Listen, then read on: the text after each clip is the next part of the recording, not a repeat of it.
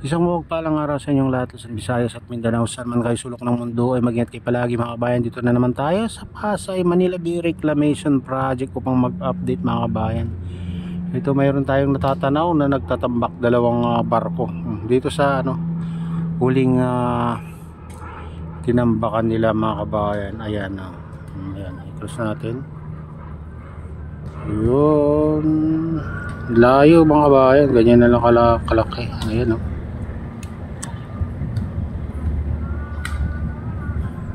ayan ng barko na dalawa, magkatabi sila mga kabayan, katabi nga nagtatambak. Ito naman dito banda, parang na dito mga kabayan, dito sa yung dating Siwang, parang parang nagka-connect na itong malaking island saka dito sa tapat ng MOA mga kabayan ganyan kalawak yung reclamation mga kabayan. Talagang mayroong barko doon mayroon din barko doon mga kabayan baka doon din magtatambak. Ayan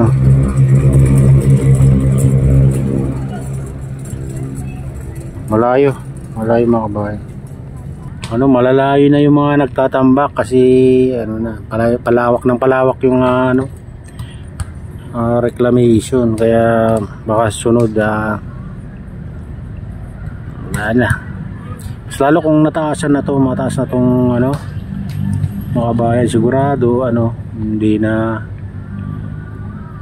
makatatanaw yung mga nagtatambak dyan sa kabila kung mapataasan pa nila dito sa tapat natin,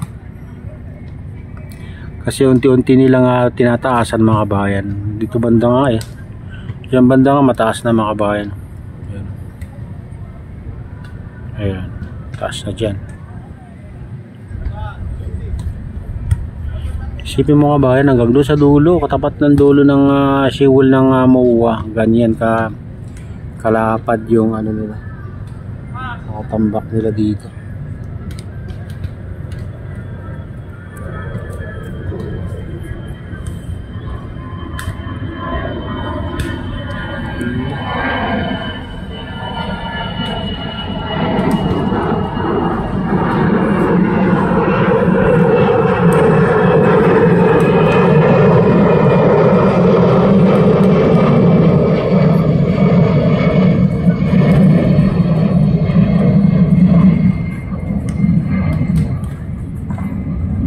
Ang ganda sana kung malapit-lapit lang itong gandang tignan, kaso napakalayo itong nagtatambak. At i-close pa ka natin ayan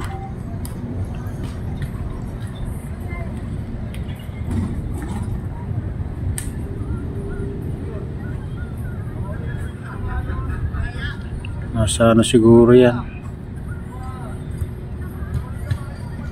4,000 meters ang layo siguro.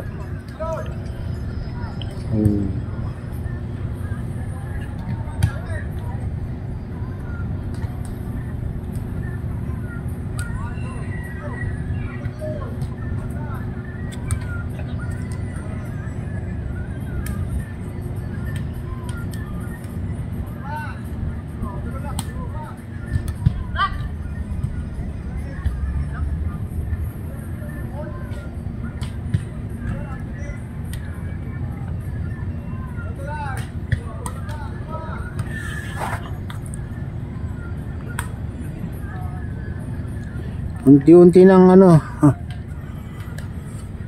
lumalayo yung mga nagtatambak dahil sa lapad, palawak ng palawak itong mga island na ginagawa nila.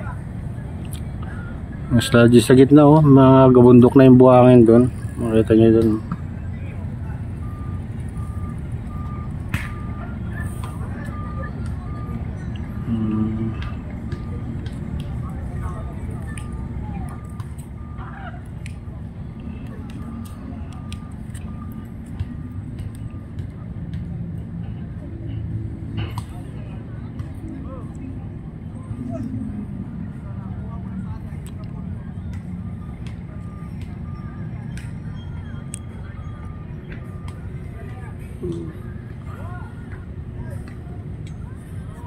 Medyo maganda-gandang panahon ngayon mga kabayan, pero mukhang mamayang hapon. Ayan, kumakapal ng ulap. Pero dito sa bandang Cavite siguro mga kabayan, uulan mga kabayan, parang umuulan dun.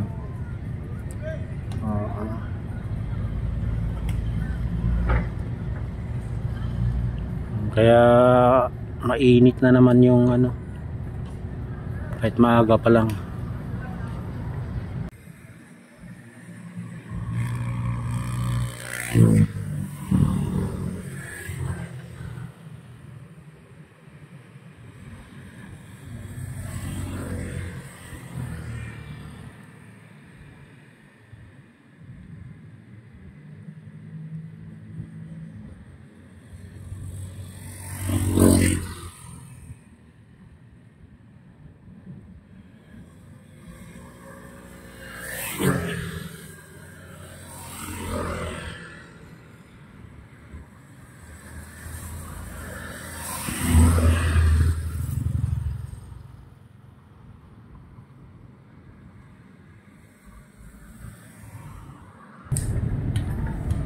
At i-close pa ka natin, no? Ayan, no?